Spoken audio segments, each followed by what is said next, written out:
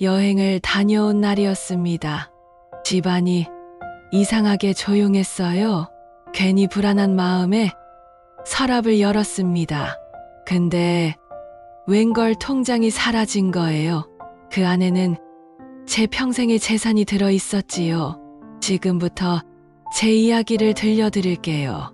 그 전에 혹시 구독과 좋아요 눌러주셨나요? 여러분의 관심 하나가 제 인생의 또 다른 장면을 만들어줍니다. 제 이름은 김순덕입니다. 올해 74, 혼자 사는 할머니입니다. 가족에게 당한 이야기, 그리고 그 가족을 떠나 제 인생을 되찾은 이야기입니다. 여러분도 혹시 이런 생각 해보신 적 있으신가요? 내 자식은 아니겠지. 우리 집은 다르겠지. 저도 그랬습니다. 저도 그렇게 믿었어요. 그런데, 자, 시작하겠습니다. 저는 혼자 삽니다. 남편은 일찍 세상을 떠났어요. 아들은 결혼 후 멀리 이사 갔습니다. 서울에서 부산으로 갔어요. 멀었습니다. 기차로 3시간. 자주 볼 수 없는 거리였죠. 며느리는 바빴습니다. 일도 바쁘고 애들도 키우느라 바빴어요. 이해했습니다. 저도 젊을 때 그랬으니까요. 아들이 가끔 전화했어요. 엄마, 잘 지내세요? 응, 잘 지낸다. 그게 전부였습니다. 길지 않은 통화, 짧은 안부. 그래도 괜찮았어요. 아들이 잘 살면 되는 거니까요. 저는 그렇게 생각했습니다. 그때는요, 어느 날 며느리가 전화했어요. 어머니, 요즘은 카드 쓰시라니까요? 통장 들고 다니면 위험해요. 요새 노인 상대 범죄 많대요. 그 말이 섭섭했습니다. 저는 아직 정신 멀쩡한데 범죄 대상 취급당하는 것 같았어요. 하지만 참았습니다. 그래, 시대가 그렇구나. 스스로를 달랬어요. 며느리 말이 틀린 건 아니니까요. 그렇게 넘겼습니다. 작년 봄이었어요. 아들이 손주를 데리고 놀러 왔습니다.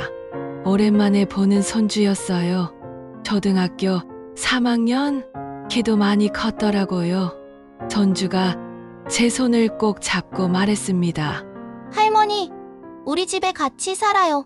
그 말에 마음이 녹았어요. 눈물이 날 뻔했습니다. 아, 이 애가 날 원하는구나. 내가 필요한 사람이 있구나. 그 생각에 가슴이 뭉클했어요. 저녁에 아들 내외와 이야기했습니다. 엄마, 부산에 같이 사시는 거 어때요? 우리가 모시겠어요. 아들 목소리가 진지했어요. 며느리도 고개를 끄덕였고요. 저는 그 자리에서 대답하지 못했습니다. 솔직히 좀 망설여졌거든요. 내가 가면 짐이 되는 거 아닐까? 며느리가 힘들어하는 거 아닐까? 근데 손주 생각이 자꾸 났어요. 그 따뜻한 손, 할머니, 같이 살아요. 그 목소리. 그래, 이 돈 조금이라도 아이에게 도움이 된다면 좋겠지. 그렇게 생각했습니다. 제 통장에는 5천만 원이 있었어요. 남편이 남긴 보험금하고 제가 평생 모은 돈. 많지는 않았지만 제겐 전부였습니다. 이 돈으로 손주 교육비라도 보태주면 되겠지.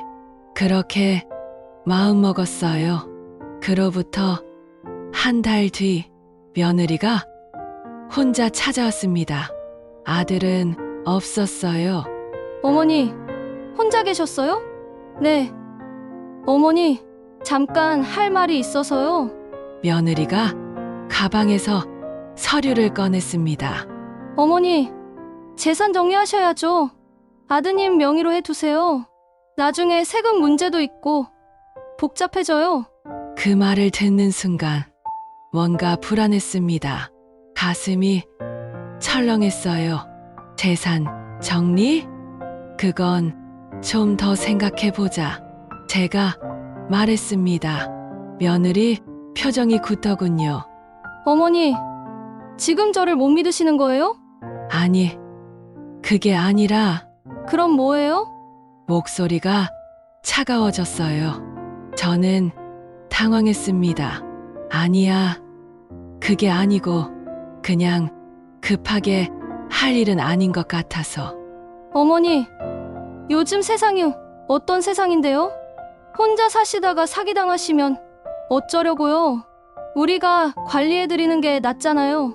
그 말이 맞는 것 같기도 했어요. 근데 뭔가 이상했습니다. 왜 아들은 안 오고 며느리만 왔을까? 왜 이렇게 급하게 서류를 들고 왔을까? 제 머릿속이 복잡했어요. 며느리? 미안한데 좀 더 생각해 볼게. 며느리는 서류를 가방에 넣었습니다. 그리고 일어섰어요. 알겠어요. 어머니, 천천히 생각하세요. 그렇게 말하고 나갔습니다. 근데요, 문 닫히는 소리가 너무 컸어요. 쾅! 그 소리가 귓가에 맴돌았습니다. 그날 밤, 저는 잠을 못 잤어요. 내가 잘못 생각한 건가? 너무 예민한 건가? 며느리 마음 상하게 한 건 아닐까? 그런 생각들이 머릿속을 떠나지 않았습니다. 그날 이후로 전화가 끊겼습니다. 아들한테 전화해도 안 받았어요. 문자 보내도 답이 없었고요. 손주한테 용돈이라도 보내고 싶어서 전화했는데 통화 중이거나 전원이 꺼져 있습니다. 한 번도 아니고 계속이었어요. 일주일이 지났습니다. 2주일이 지났습니다. 여전히 연락이 없었어요. 저는 불안했습니다. 내가 뭘 잘못한 걸까? 그냥 서류에 도장 찍어줄 걸. 후회가 밀려왔어요. 근데 또 한편으로는 이런 생각도 들었어요. 아니야. 내 돈인데 왜 내가 이렇게 눈치를 봐야 하지? 그때였습니다. 은행에서 전화가 왔어요. 고객님, 통장명에 변경 확인차 연락드렸습니다. 네? 명의 변경이요? 네. 김순덕 고객님 명의에서 김민수 고객님 명의로 변경 신청이 들어왔는데요. 김민수, 제 아들 이름이었습니다. 손이 떨렸어요. 제가 신청한 적 없는데요. 고객님 도장이 찍혀 있는 서류가 접수됐습니다만 도장. 제 도장은 집 서랍에 있었어요. 항상 그 자리에 있었는데 급하게 전화를 끊고 서랍을 열었습니다. 도장이 없었습니다. 온몸에 소름이 돋았어요. 다리에 힘이 풀렸습니다. 주저앉았어요. 바닥에. 이게 무슨 말이 안 나왔습니다. 그날부터 며칠간 저는 지옥에 있었습니다. 은행에 전화해서 명의 변경을 막아달라고 했어요. 고객님, 이미 처리가 완료됐습니다. 서류상 문제가 없어서요. 되돌리시려면 법적 절차를 거치셔야 합니다.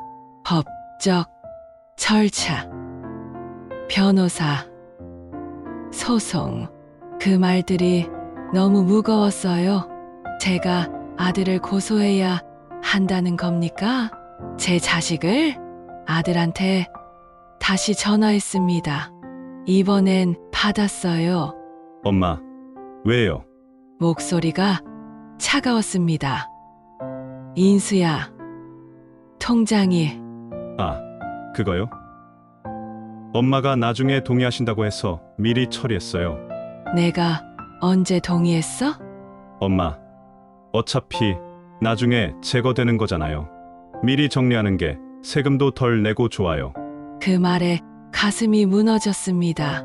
어차피 나중에 제거. 그 말이 칼처럼 꽂혔어요.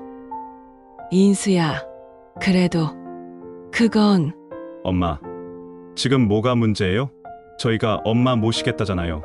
돈은 저희가 관리하고 필요한 거 다 드릴게요. 그게 더 안전한 거 아니에요?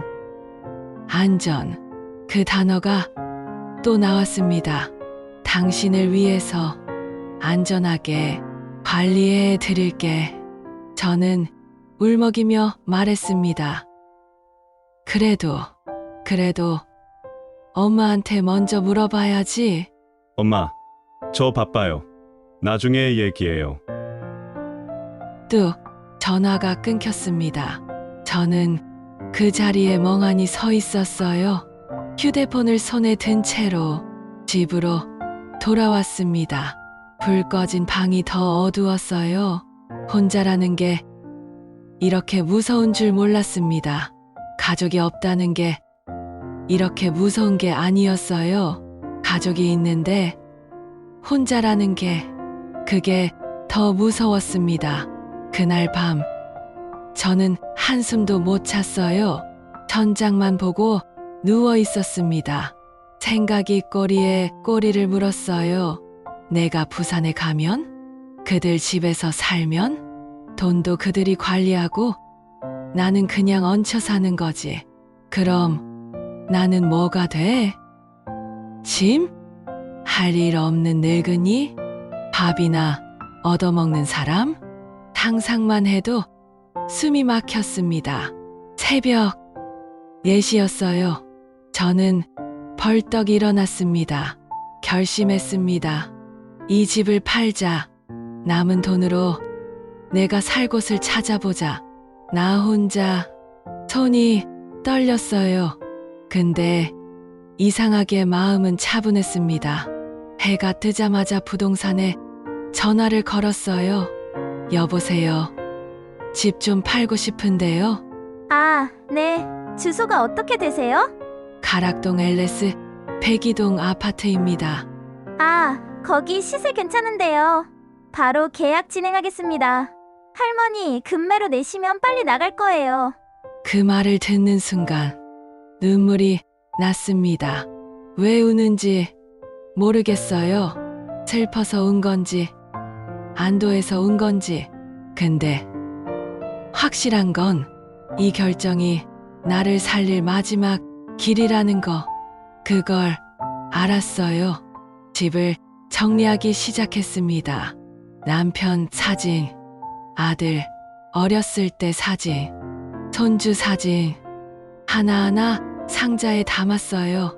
옷장을 비우고 그릇을 정리했습니다.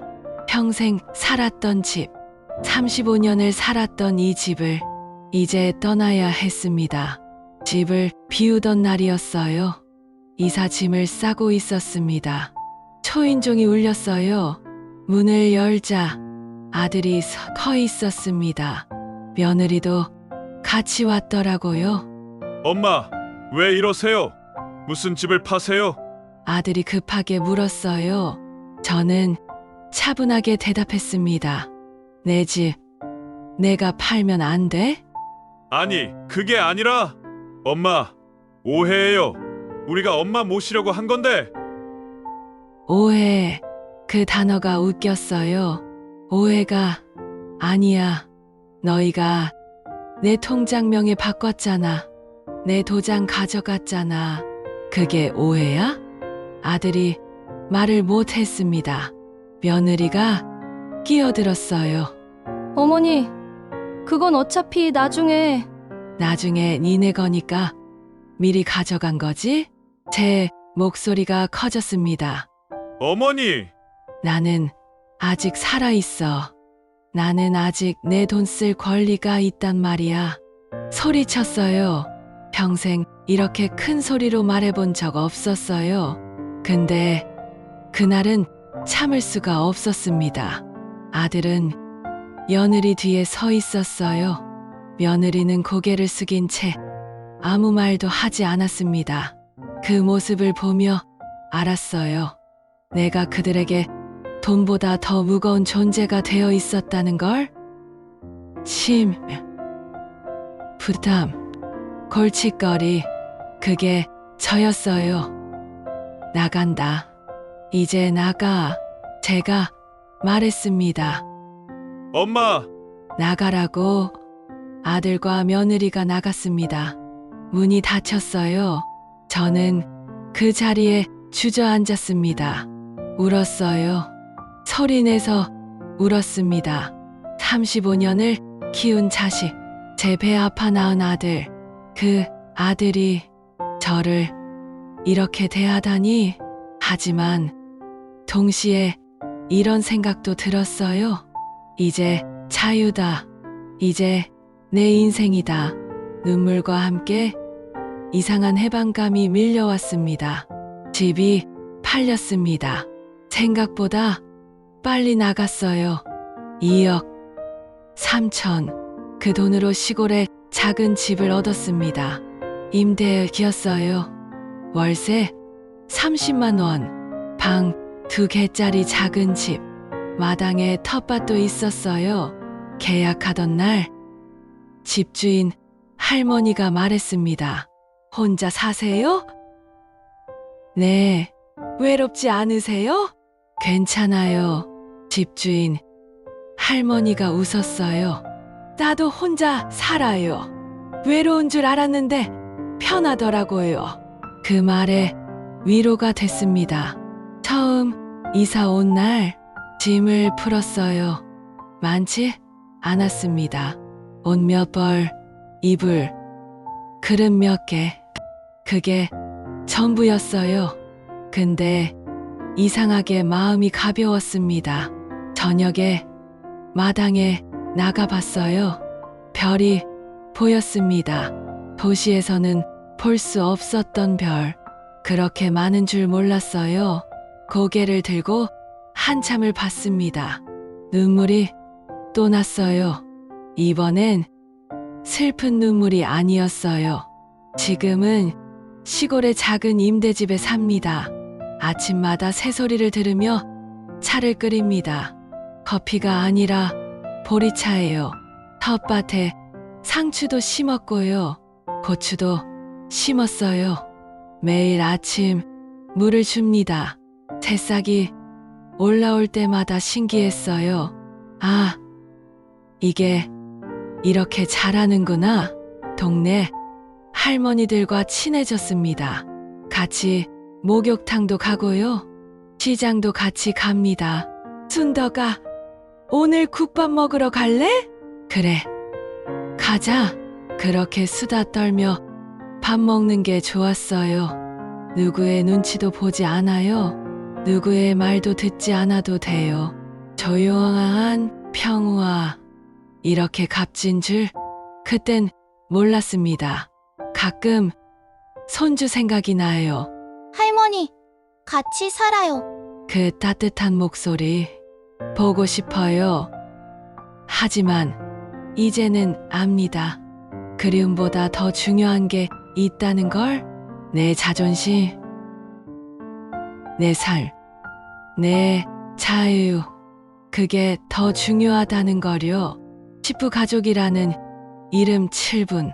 가족이라는 이름이 전부는 아니었습니다. 재산이 인연을 망가뜨릴 때도 있더군요. 돈 때문에 사람이 변해요. 심지어 내 자식도요. 이제는 돈보다 따뜻한 말 한마디가 그립습니다. 엄마, 밥 먹었어요? 엄마, 오늘 날씨 좋죠? 그런 말 한마디면 됐었는데, 근데 그들은 돈만 봤어요. 저를 본 게 아니라 제 통장을 본 거였어요. 어느 날 아들한테 문자가 왔습니다. 엄마, 연락 좀 받아요. 할 말이 있어요.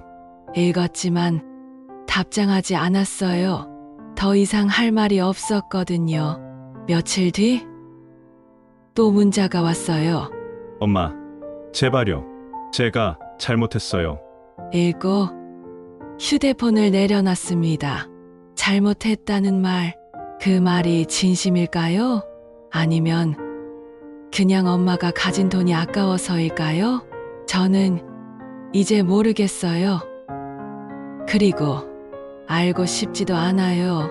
11부 오늘도 나는 6분. 오늘 아침 마당에 나갔어요. 상추가 많이 컸더라고요.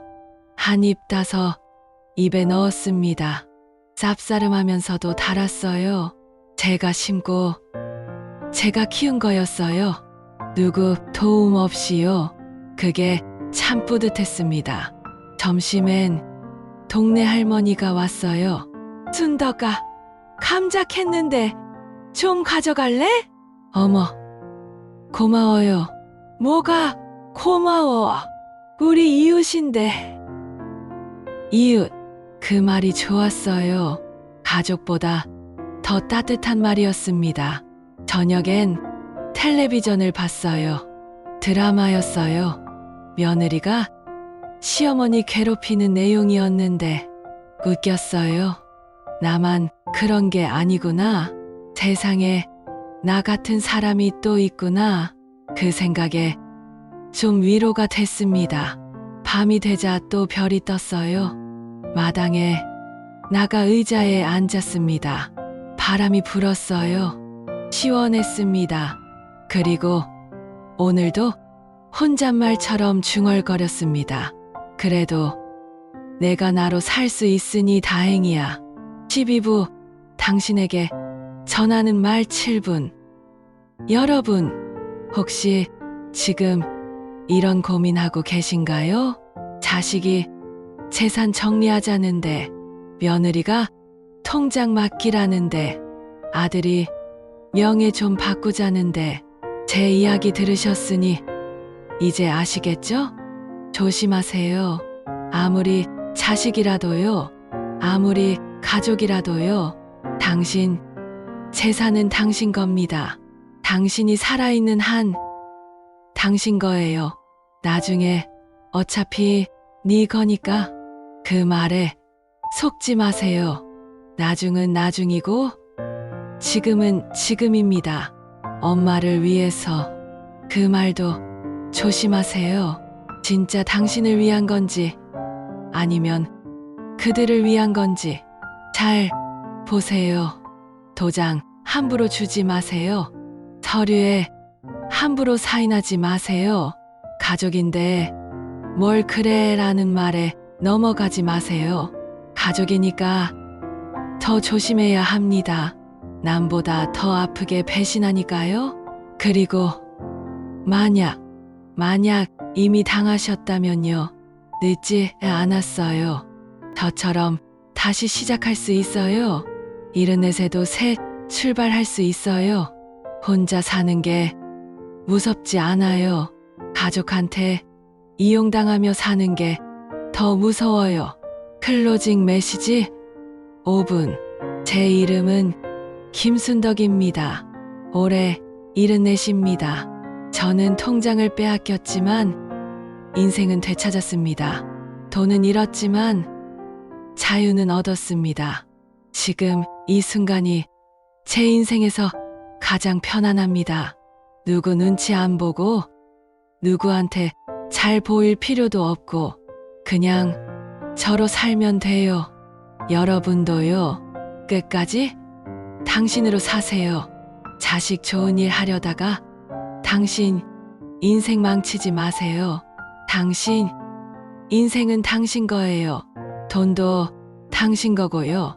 그거 잊지 마세요.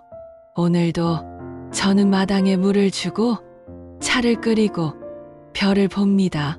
그리고 중얼거려요. 그래도 내가 나로 살 수 있으니 다행이야. 여러분도 그렇게 사셨으면 좋겠습니다. 당신으로